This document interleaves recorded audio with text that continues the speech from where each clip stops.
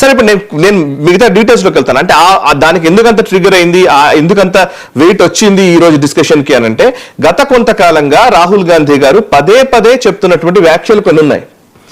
అదేంటంటే కశ్మీర్ విషయంలో, ముఖ్యంగా లద్దాఖ్ విషయంలో ఆర్మీ పనితీరు గురించి ఆయన పదే పదే వ్యాఖ్యానిస్తూ వస్తున్నారు. గతంలో కూడా అరుణాచల్ ప్రదేశ్ లోకి చైనా సైన్యం వచ్చింది, మార్పీట్ కర్రే అన్నాడు. అంటే కొడుతున్నారు మన వాళ్ళ మీద, మన సైన్యాన్ని మీద దాడులు చేస్తున్నది చైనా సైన్యం అని అప్పట్లో వ్యాఖ్యానించారు. అప్పుడు కూడా ఆర్మీ అధికారులు వారించారు, చైనా సైన్యం ఏమాత్రం మా మీద దాడి చేయలేదు, పైపచ్చి మేమే వాళ్ళ మీద రిటాలియేట్ చేస్తున్నాం, అక్కడ వాళ్ళు ఏమైనా దుశ్చర్యలకు పాల్పడితే వాళ్ళ మీద సీరియస్ గా మేమే దాడులు చేస్తున్నాము, ఎటువంటి దుశ్చర్యలు చేయడానికి వీలు లేకుండా చేస్తున్నామని చెప్పారు. నార్త్ ఈస్ట్ లో అయితే కొంతమంది సైన్యం, చైనా సైన్యం లోపలికి వస్తే వాళ్ళని అదుపులోకి తీసుకున్నారు మన సైన్యం. సో మన వాళ్ళు ఎక్కడా తగ్గలే, మన సైన్యం ఎక్కడా తగ్గలేదు. కానీ రాహుల్ గాంధీ గారు మాత్రం చైనా వచ్చేస్తుంది, చైనా మొత్తం మన మీద దాడి చేస్తుంది, చైనా మార్పిడి చేస్తోంది చెప్ప నుంచి మన మోదీ గారిని ఎప్పుడు అంటుంటారు 56 ఇంచెస్ ఛాతీ ఉన్నటువంటి వ్యక్తి, అట్లాంటి వ్యక్తి ఏం మాట్లాడలేకపోతున్నాడు, Modi is a weak PM అని చెప్పే ప్రయత్నం చేస్తున్నారు. మోదీ ఈజ్ వీక్ పిఎం అని చెప్పడం వేరు, ఆర్మీ శక్తి సామర్థ్యాలను శంకించడం వేరు. ఇక్కడ అసలు క్వశ్చన్, ఆర్మీ ఆల్రెడీ క్లియర్ గా ఉంది, వాళ్ళు ఒక ఇంచు భూమి కూడా పోలేదు ఇప్పటి వరకు, మన కంట్రోల్లో ఉన్న భూమి ఇంచు భూమి కూడా పోలేదు అనేది వాళ్ళ వర్షన్. మీరు ఈవెన్ స్క్రీన్ మీద మన ఒకసారి ఆ ఫోటోని మీరు ఇమేజ్ ని మీరు పోస్ట్ చేస్తే చూపిస్తాను. ఇప్పుడు అక్కడ ఇమేజ్ లో కనబడుతుంది, ఇది ఎగ్జాక్ట్లీ చాలా మందికి తెలియని విషయం. ఇది జమ్మూ కాశ్మీర్ కి సంబంధించినటువంటి పిక్చర్. జమ్మూ కాశ్మీర్ లో ఇప్పుడు మన గ్రీన్ కలర్ భాగం అంతా కూడా పాకిస్తాన్ ఆక్రమిత జమ్మూ కాశ్మీర్ భూభాగం, పాకిస్తాన్ ఆక్రమించుకున్నటువంటి భూభాగం. అది ఇటు రెడ్ కలర్ లో ఉన్నదంతా కూడా చైనా కంట్రోల్లో ఉన్నటువంటి భూభాగం, అది అక్సాయ్ చీన్ అంటారు. సో పైన ఉన్నటువంటి భూభాగం రెడ్ కలర్ మధ్యలో ఉంది చూసారా, అది షెక్స్గమ్ వ్యాలీ అంటారు. సో ఈ గ్రీన్ కలర్ భూమి అంతా కూడా 1947-48 టైంలో పాకిస్తాన్ భారతదేశంలోకి వచ్చి, అంటే 47 లో మనకు ఇండిపెండెన్స్ వచ్చిన వెంటనే దేశ విభజన సమయంలో పాకిస్తాన్ సైన్యం లోపలికి చొచ్చుకుంటూ వచ్చింది. పష్తూన్ ట్రైబ్స్ అంటారు వాళ్ళు, పష్తూన్ సైన్యం అంటారు, వాళ్ళందరూ లోపలికి చొచ్చుకుంటూ వచ్చారు. అప్పుడు రాజా హరిసింగ్ ఉండేది అక్కడ, కశ్మీర్ సంస్థానంని ఆయన కంట్రోల్లో ఉండేది. రాజా హరిసింగ్ అక్కడ నుంచి పారిపోయి భారత్లోకి వచ్చి అప్పుడు మీకు తెలుసు అనుకుంటాను, భారతదేశము పాకిస్తాన్ దేశ విభజన జరిగిన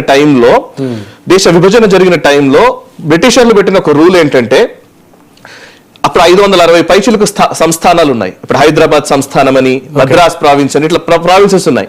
ఈ ప్రావిన్సెస్ ఎవరైనా సరే మీరు పాకిస్తాన్తో కలవాలనుకుంటే పాకిస్తాన్తో కలవచ్చు, ఇండియాతో కలవాలనుకుంటే ఇండియాతో కలవచ్చు, మీరు స్వతంత్రంగా ఉండాలంటే స్వతంత్రంగా ఉండొచ్చు అని చెప్పారు.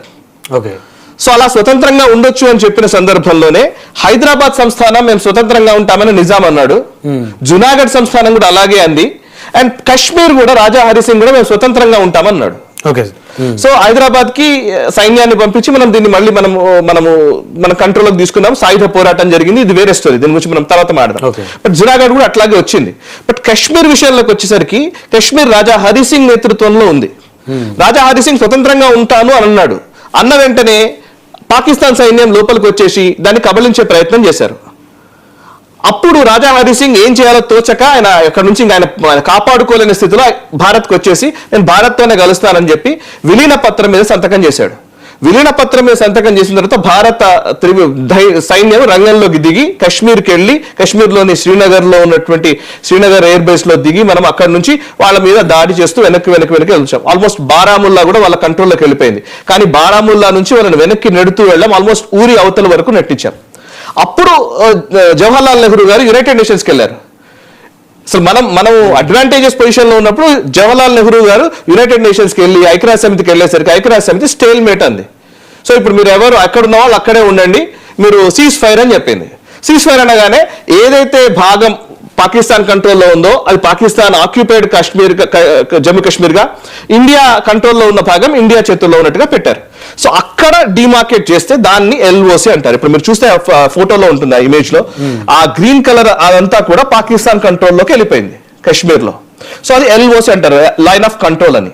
47 లోనే మనం కోల్పోయాం అదంతా. 62 టైంలో టిబెట్ ని ఆక్రమించుకున్న చైనా భారత్ లోకి చొచ్చుకొచ్చింది. జవహర్లాల్ నెహ్రూ గారే ప్రధానమంత్రిగా ఉన్నారు అప్పుడు. అది 1962లో వాళ్ళు లోపలికి వచ్చినప్పుడు మనం ఓడిపోయాం వాళ్ళ మీద యుద్ధంలో, చైనా మీద ఓడిపోవడంతో ఆ అక్సాయ్ చీన్ భూభాగం, ఆ రెడ్ కలర్ భూభాగం ఉంది కదా ఇమేజ్ లో, ఆ రెడ్ కలర్ భూభాగం అది చైనా తీసుకుంది. సో పాకిస్తాన్ గ్రీన్ కలర్ దంతా పాకిస్తాన్ తీసుకుంది, చైనా రెడ్ కలర్ తీసుకుంది. 1940 ఇది 62లో చైనా తీసుకుంది, 47లో పాకిస్తాన్ తీసుకుంది. ఆ మధ్యలో ఉన్న రెడ్ కలర్ డాట్ ఉంది చూసారు, అది షెక్స్గమ్ వ్యాలీ అంటారు. అది యాక్చువల్లీ పాకిస్తాన్ కంట్రోల్లో ఉండేది. 1962లో చైనా యుద్ధం గెలిచిన తర్వాత 63లో పాకిస్తాన్ ఆ షెక్స్గమ్ వ్యాలీని చైనాకి ఇచ్చేసింది, సీడ్ చేసింది అనమాట, దాన్ని ధారాదత్తం చేసింది. సో ఆ షెక్స్గమ్ వ్యాలీ యాక్చువల్లీ అంతా మొత్తం మన భూభాగమే, మన కశ్మీర్ భూభాగం, కశ్మీర్ లదాఖ్ కలిసి ఉండే భూభాగం. ఒకటి పాకిస్తాన్ తీసుకుంది, ఒకటి చైనా తీసుకుంది. మధ్యలో ఉన్నటువంటి భూమిని పాకిస్తాన్ చైనాకి అప్పచెప్పింది. ఓకే, ఇది స్టోరీ. ఇందులో ఆ షెక్స్గమ్ వ్యాలీ కింద అంటే ఆ పైన ఉన్నటువంటి చిన్న ఎడ్జ్ ప్రాంతం చూసారా, బ్లూ కలర్ ఎడ్జ్, అక్కడ సియాచిన్ గ్లేషియర్ అంటారు. ఇప్పుడు మనం మాట్లాడుతాం చూసారా, -53°C లో సైన్యం అక్కడ కాపు కాస్తుంది, మన కోసం పని చేస్తున్నారని, అది ఆ ప్రాంతంలో ఉంటారనమాట. సో ఇప్పుడు ఆ ప్రాంతాన్ని మనం వదిలేస్తే మొత్తం ఆ భూభాగం అంతా కశ్మీర్ దాంట్లో ఉన్నటువంటి ఆ red colour and green colour మొత్తం కలిపేసి ఒక కారిడార్ చేసుకుందాం అనేది చైనా పాకిస్తాన్ కలిసి చేస్తున్నటువంటి కుట్ర. ఇది అసలు కుట్ర. సో వాళ్ళు ఆ మొత్తం భూభాగం లాక్కోవాలని చూస్తున్నారు.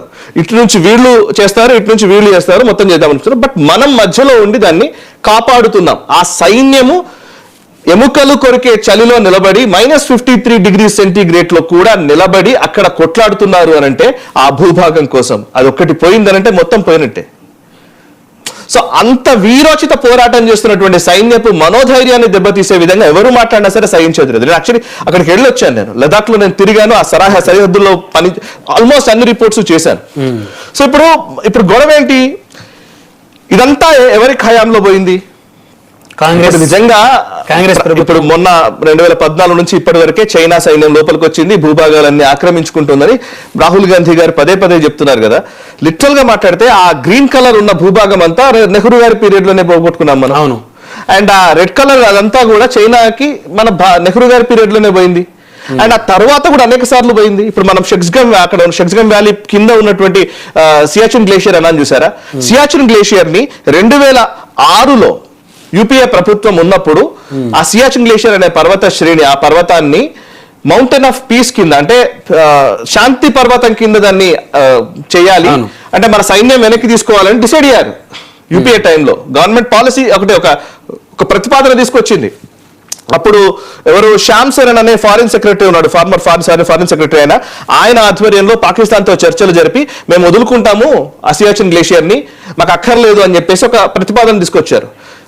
ఇప్పుడు ఇందాక నేను చూపించినటువంటి కీలకమైనటువంటి సియాచిన్ గ్లేషియర్ ని వదులుకోవాలని శ్యామ్ చరణ్ ప్రతిపాదన ఉంది అండ్ యూపీఏ ప్రభుత్వం ప్రతిపాదన తీసుకుంది. మన్మోహన్ సింగ్ ఆల్రెడీ చర్చలు జరిపారు.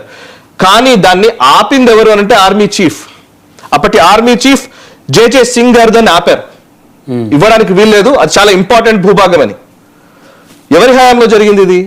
కాంగ్రెస్ హయాంలో. సో ఇవన్నీ క్వశ్చన్స్ ఉన్నాయి. దౌలత్ బేగ్ ఓల్డీ అని ఒక ఎయిర్ స్ట్రిప్ ఉంటుంది అక్కడ పైన, మీరు ఆ బ్లూ కలర్ లోనే ఉన్నటువంటి మేజర్ ఆ కీలకమైనటువంటి భూభాగం చూసారా, ఆ పైన స్ట్రెచ్ సియాచిన్ గ్లేషియర్ ఉంటుంది. సియాచిన్ గ్లేషియర్ పక్కన ఉన్నటువంటి భూభాగం అది దౌలత్ బేగ్ ఓల్డీ అంటారు, డిబిఓ అంటారు.